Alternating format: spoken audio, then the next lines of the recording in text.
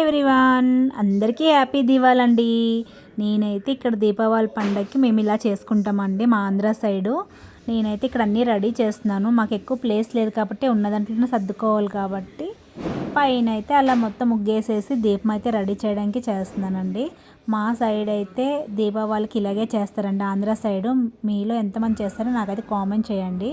మేము ఇలా బొట్లు పెట్టేసుకొని ఇలా చేశాక బోదుల పుల్లలతో అయితే దీపాలు ముట్టించి పెద్దలు రండి అని 3 సార్లు పిలుస్తామండి. అలా పిలిస్తే దీపావళికి వచ్చి సంక్రాంతి అది చేశాక కనుమ చేస్తాం కదండి, కనుమ అయిపోయిన తెల్లారు వెళ్తారంట.